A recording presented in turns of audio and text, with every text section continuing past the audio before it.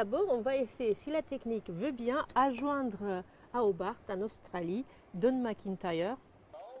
Hello, Don. Happy to see you again in Les Sables d'Olonne. Oh, hello. Hello. And Jean-Luc. Oh, good to see you. I wish I was there. Yes. We wish we were in Tasmania too. We didn't see you in Les Sables d'Olonne since 6 months at least. Which are the news? How is your lockdown, first of all? Well, it's okay. I mean, we're perfectly safe, but we got trapped here. We couldn't travel to Tonga and we couldn't go back to China. So Australia is very, very secure. There's virtually no cases, but the problem is now we can't engage the rest of the world because they want to keep the virus out. So I have to get special permission from the government just to leave Australia. Can't even leave. It's amazing. Yeah, yeah. Okay. But we're all safe, so it's good. Will you still come in Les Sables d'Olonne for the Vendée Globe? It was your plan, I think. Absolutely. There are only 2 globes worth watching, the Vendée Globe and the Golden Globe. So I will be there for sure. Our connection is not very good. I think Yannick has a question for you. Hi, Don. Nice to see you back. Yeah, it's fantastic to, you know, I wish I was there, but there's a lot happening in Les Sables d'Olonne, so well done. We look forward to seeing you. It's in September or October for the Vendée Globe. And It will be a good opportunity to talk about the next GGR. We are waiting for it. We are celebrating with Jean-Luc today the anniversary, you know. It's amazing. 2 years ago. It's amazing. Yeah, sometimes it seems like 10 years ago, and then sometimes it seems like a few months ago. It's part of your life. Exactly. You know, it's amazing. It's amazing. Yeah. You're part of Les Sables d'Olonne now, so come back. Well, I really do feel that, you know. Les Sables d'Olonne is my second home. But I have to still learn more French. Yeah. So you start to learn French? No. I can say, ça va? Comme allez-vous, s'il vous plaît? Y a-t-il de lettres pour moi, s'il vous plaît? Just some little things, but I will be there with a bit more. Yeah, it's good to see you, Jean-Luc, and I'm looking forward to being there. You know, Les Sables d'Olonne really is part of our life now. So yeah, I am trying to learn French, but slowly. Absolutely, and we're very happy to be starting in 2022 from Les Sables d'Olonne because hopefully by then the pandemic will be slower, a lot slower. So we're quite lucky. I hope. Yeah, me too. Don, we have our last question because the connection is not very good here. How many skippers do you have? How many entrants do you have for the next GGR for the moment in 2022? Only one French person. Yes, I'm not there. We will be with him. We will be with him in 2 minutes. Yeah, we have 26 in total, and I'm quite confident that by the end of this year we will have over 30. Still a lot of people around the edges. Some people have actually bought their boats but not entered yet.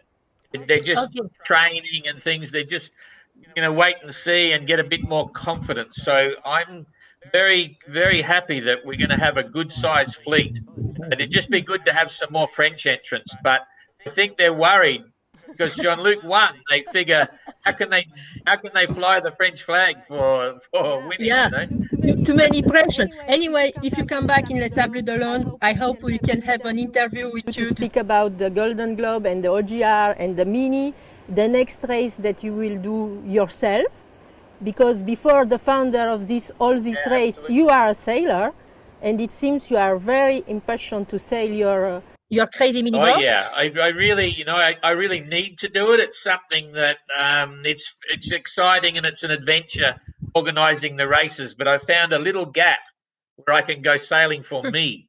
So a little gap is good for a little boat. so yeah, my little mini will be fun. Do you have by accident? Do you have your list, your question list? You know that the list with questions from do. the. I do. Okay. Choose a number between 1 and 10. Me choose a number. Yes. Okay, 7. So 7. Oh, maybe he want to say 8, Jean-Luc. So yes. So we change the rules. Okay. Instead of asking you the 7 question, I will ask you the 8th question, which is the number of Jean-Luc's boat. The question is, what is the most dangerous thing I have ever done? Okay. Yes, and good question. I think it's actually probably flying the gyrocopter around Australia. It's a little ultralight gyrocopter. Wow. Yeah, that's probably maybe. But you know, it's funny because I never think the things that I do are dangerous. Jean-Luc would be the same. You never think it's dangerous because you minimize the risk. You know, you do everything you can. So it's never really dangerous. You know, but did you have a fear in life? Yeah, maybe not doing something. You know, there's some things I really want to do, and you fear that if you don't do it, you'll have a regret. So you have to do it. You know, that's when sometimes. But yeah, I've been scared many times. I've been scared, you know, of the situation. But that's a good thing too, because it makes you respond with emotion. When you're really scared and worried, you go for it, you know. During the Golden Globe race, when people have knocked down, when Susie was on the sea after the knockdown, or from Abhilash, did you feel fear? No, not fear, because fear relates to a personal emotion. But I was really worried. There's a difference between worry and fear. The time when I was worried the most was when we got the message from Abhilash, and then we heard nothing. When he said what happened and we heard nothing, I was really worried, you know. And it's a conversation maybe we need to have, because you know, in adventure it can happen. You know, in adventure sometimes people don't come back, and that happens in all sports. It happens in every activity in life, and it's not. You know, it's just it's a part of what we do. But fortunately, everyone came home, and it was a really good outcome. Which is the happiest day on your during the GGR? Which is your best, your happiest memories? Jean-Luc at the finish. Absolutely. I'm being really genuine with that. When Jean-Luc won the race, because they've been friends for a long, long time, and it was such a fantastic feeling. It really was incredible. Thank you for the race, Don. Thank you for this call. I hope we will see you soon in Les Sables d'Olonne. And me too. Bye-bye. Bye-bye. Okay, see you later. Bye-bye. Bye. Bye. Bye. Bye. See you soon. Au revoir, Jean-Luc. See you soon.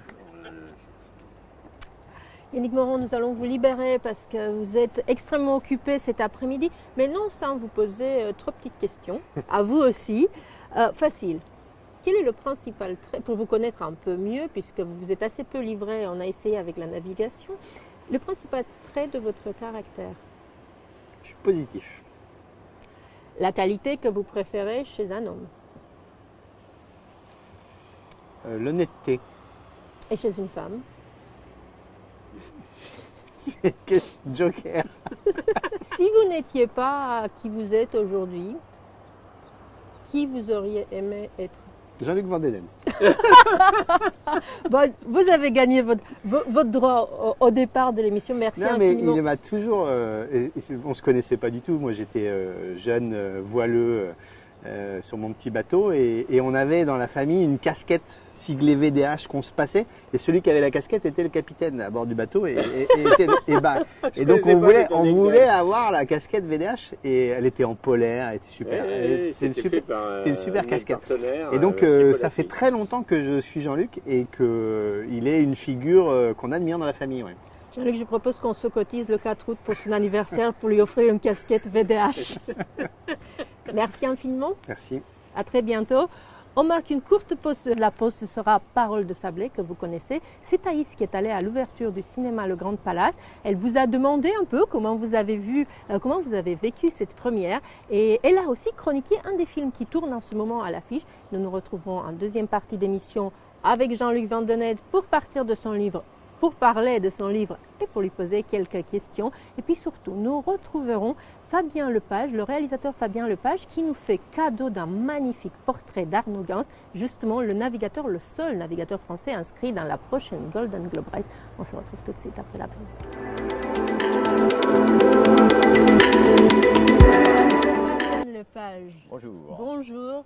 Je suis trop heureuse de vous voir avec nous aujourd'hui de manière purement intéressée parce que nous avons, alors que ce sont les débuts de la Télé des Sables, nous avons eu cette chance inouïe de croiser votre chemin. Pas exagérer non plus. Hein. Ah ben si, vous avez 20 ans de radio à votre actif, 15 ans de télé, des documentaires sur France 3, dont un documentaire sur Michel Sardou. Non, c'est pas le mien ça. C'est pas le vôtre. J'étais monteur sur le film mais pas réalisateur. Alors. Voilà, en tout cas. Ouais.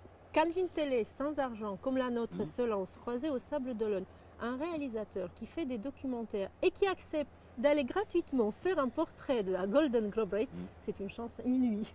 Et je vous remercie parce que donc vous êtes allé faire pour nous le portrait d'un futur concurrent de la Golden Globe Race 2022. Ouais, c'est un sacré personnage, il s'appelle Arnaud Ginst. Je l'ai rencontré pour la première fois hier puisque je suis allé... hier sur son bateau. C'est un personnage vraiment atypique, un passionné de la mer qui a changé de vie en fait quand il avait 25 ans à peu près parce qu'il se destinait à la photographie, il travaillait à Paris avec des grands photographes, il était assistant photo. Et puis un jour il en a eu marre, il a tout planté et il s'est dit je vais faire le tour du monde alors qu'il n'était jamais monté sur un bateau. Il s'est lancé dans cette aventure un petit peu folle. Il a appris la mer, parce qu'on ne part pas comme ça évidemment sur un bateau à l'aventure. Et 25 ans se sont écoulés et il prépare actuellement donc la Golden Globe Race, c'est facile à dire. Voilà, finalement. Il est dans le port des Sables d'Olonne et il s'entraîne, il prépare son bateau avec très peu de moyens, donc c'est ça qui est très intéressant. C'est incroyable, oui. Et c'est une véritable aventure humaine, ne serait-ce que dans la préparation même de ce projet un peu fou. Et le type est vraiment génial, quoi. Il est absolument passionnant. J'ai passé une journée avec lui sur son bateau. On est parti un petit peu dans la baie. On n'a pas coulé, j'ai pas été malade non plus. Vous nous donnez très envie de voir le sujet là. Bon allez, on regarde. Portrait d'Arnaud Gans par Fabien Lepage. Je m'appelle Arnaud Guest, je suis l'un des concurrents de la Golden Globe Race. J'ai découvert la Golden Globe Race en 2018 avec la course. C'était exactement la course que je rêvais de faire, que tout le monde rêverait de faire. C'est vraiment une expérience de vie. Alors, on n'a pas le droit au radar, on n'a pas le droit au GPS, on a le droit au compas quand même, on n'a pas le droit aux montres électroniques, à quartz, on a le droit aux montres qui se remontent toutes seules ou automatiques. On n'a pas le droit au GPS, donc on a le droit bien sûr au sextant. Il va falloir faire le point à l'ancienne grâce aux étoiles, grâce au soleil. J'adore la navigation en solitaire. Et puis c'est au Sable d'Olonne, quoi. C'est à ma porte. Je ne pouvais pas louper cette course, c'était pas possible. Le hasard a fait que j'avais le bateau, un bateau qui était exactement dans les critères de la course. Alors c'est un Barbican 33, il y a eu plusieurs versions, celui-là c'est un MK2. C'est un bateau qui avait exactement tout ce que je voulais dans un bateau. Il n'est pas trop grand, il fait 10 mètres. Il est bien conçu, bien pensé, et puis il a une belle forme, il est beau. C'est un bateau qui est assez romantique, qui est joli. Si un enfant dessine un bateau, il pourrait dessiner un bateau un peu dans ce genre-là. J'aime bien dormir dehors. Même quand il pleut, hein, je mets un sac plastique au-dessus du duvet, et puis... T'as toujours l'impression que tu vas pas survivre à la nuit. Et la nuit, t'as survécu. Des fois, ça piaulait et tout, et tu te dis, quand même, là, ça tire un peu, quoi, c'est dur. Et le petit matin, c'est une renaissance. T'as l'impression de naître à nouveau. Puis la lumière, c'est trop... On est trop gâtés en mer. Déjà, dès qu'on met le pied sur un bateau, on est un peu en vacances. Si en plus la lumière, tout est beau, les vagues, les voiles.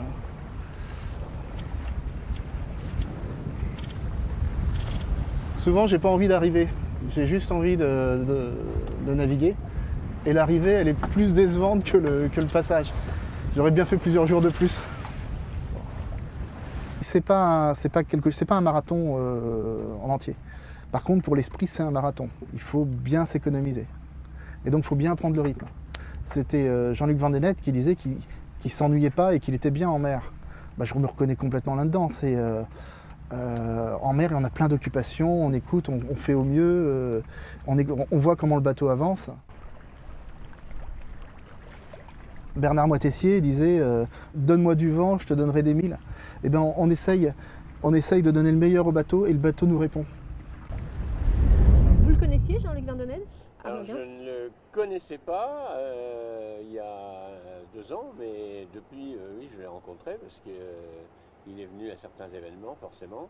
Et c'est vrai que tous les personnages, Arnaud Guest, mais tous les autres aussi, ils ont tous des particularités extraordinaires, ils ont tous une personnalité qui est attachante. Et c'est aussi ça qui rend la course intéressante. Quelle que soit la nationalité, quel que soit le parcours des uns et des autres avant, ceux qui sont très expérimentés, ceux qui le sont beaucoup moins, tous ont des grandes personnalités.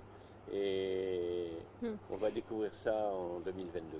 Est-ce que dans ce genre de course, l'expérience compte évidemment, Bien et sûr. la preuve avec vous, vous avez gagné la dernière, est-ce que sur une aussi longue distance de temps, de solitude, peut-être de coups de morale plus bas, est-ce que le mental est important? C'est-à-dire, est-ce que quelqu'un qui a moins d'expérience, mais une vraie envie d'aller au bout de la course, pourrait quand même la finir? Parce que la dernière fois, ils étaient combien au départ? 18, 19 avec Francesco Capelletti. 17, 18. Merci capitaine. Pardon. Seulement 5 ont fini. Les 5 avaient tous finalement de l'expérience. Oui, mais je pense qu'il faut faire ça. On arrive à faire un tour du monde, il faut bien une première fois. C'est pas parce que c'est la première fois qu'on n'y arrive pas. Ce qui compte beaucoup, c'est la préparation. Et je pense que beaucoup de concurrents l'ont compris. La preuve, c'est que 2 ans avant, ils sont déjà inscrits, ils sont déjà en train de préparer leur bateau. Il y en a qui, en plus, partent avec vraiment le couteau entre les dents, qui disent moi je vais essayer de gagner. Il y en a d'autres qui partent parce que c'est un rêve de faire un tour du monde. Pour tout marin, c'est un rêve de faire ce tour. Et le faire en course, c'est quand même plus excitant que de le faire comme dans la longue route, sans objectif de compétition. Donc les uns comme les autres, ils essayent de se préparer au mieux. Je pense que la première édition sert aussi de leçon. Et je pense que les gens s'attendront un peu plus à la possibilité de chavirer et à s'en sortir, même s'ils chavirent.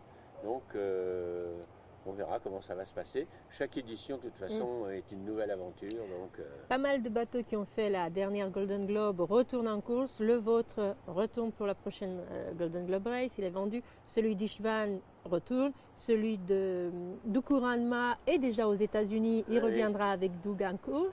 Je crois que... Il y a même un concurrent qui est en train Tapio. de copier totalement mon bateau. C'est vrai? C'est-à-dire même mât, même fabricant, même voile, même équipement à l'intérieur, et qui m'envoie des trucs et qui voit avec la volaille tarot comment préparer son bateau, même gréement, etc. Ah, c'est fou ça. Il veut peut-être voler la vedette à Tapio Lehtinen, qui après avoir mis plus d'1 an, non presque 1 an, pour finir la Golden Globe Race 2018, puisqu'il est arrivé dernier et hors course à cause de ses barnacles, il remet le couvert et il repart en 2022. C'est fou ça. Oui, parce que il a été un peu déçu de son résultat, et c'est vrai que c'était un concurrent qui n'a pas été très bien préparé. Il ne savait pas trop ce qu'il avait été mis comme anti-fouling. C'est un poste qu'il faut soigner. Et je pense qu'il avait en plus un super bateau, puisque moi j'avais hésité entre son bateau, le Gaïa, et le Rosser 36. Et je pense que il aurait pu aller beaucoup plus vite en étant un peu mieux préparé.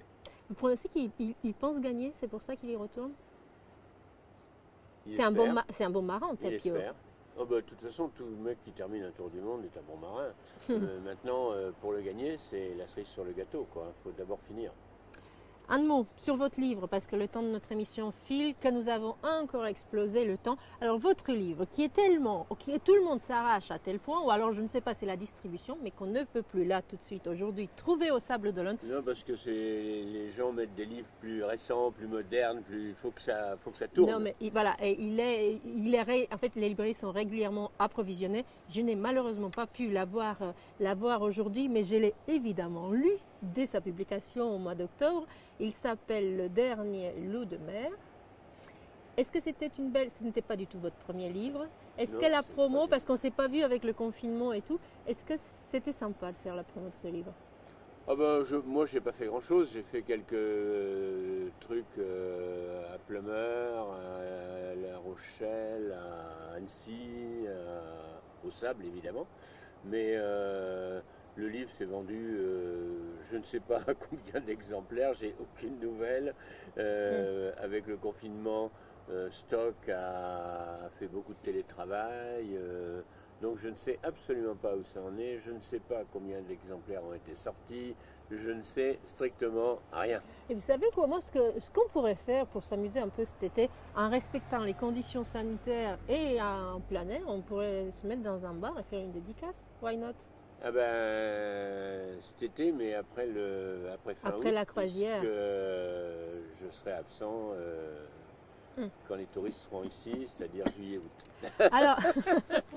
Alors, sur la GGR, les seuls livres en français pour le moment sont le vôtre, donc Le Dernier Loup de mer. Celui-ci qui est un peu la référence, qui n'est pas du tout un livre écrit par un français, mais dont la réédition a été faite par les éditions Glénat exactement au moment du départ de la Golden Globe Race. Et préfacé par Ruby, qui malheureusement a disparu il y a quelques jours. Ah oui, c'est vrai, c'est vrai. Donc c'est la référence, Golden Globe Race, une épopée solitaire autour du monde. Ça se lit comme un roman policier, c'est super comme livre. Oui, et on a l'histoire de tous les concurrents, de tous ces beaux fous de l'édition de 1968. C'est un très beau livre, c'est la référence. Peter Nichols, le livre de Jean-Luc Vandenet. Et alors, ce qui est dingue, c'est qu'en cherchant des livres sur la GGR, le troisième unique livre en français, et oui, l'autopromo forcément, et le mien qui est sorti juste avant le confinement, donc qui du coup se trouve dans toutes les librairies au Sable d'Olonne parce qu'il n'a pas eu le temps de se vendre. 20 milieux au-delà de mer, c'est depuis la Terre mon admiration de l'aventure incroyable qu'a vécu en mer Jean-Luc Vandenet, c'est lui que j'ai suivi le plus sur les réseaux sociaux, sur Internet, mais aussi de visu, parce que je suis allée au passage de Lanzarote aux Canaries pour le voir, je suis allée au Barth pour le voir, et puis surtout, j'étais comme vous tous, comme nous tous, en baie des Sables d'Olonne, ce 29 janvier 2019, pour le voir arriver sous spi. Mais on se quitte, tiens, on va se quitter sur ces magnifiques images de votre arrivée au Sables d'Olonne, Jean-Luc, après, je ne sais même plus combien de jours. 211 jours de mort. Enfin, presque 212, hein, à une heure près, 212. Merci infiniment. C'était un plaisir. Merci Fabien.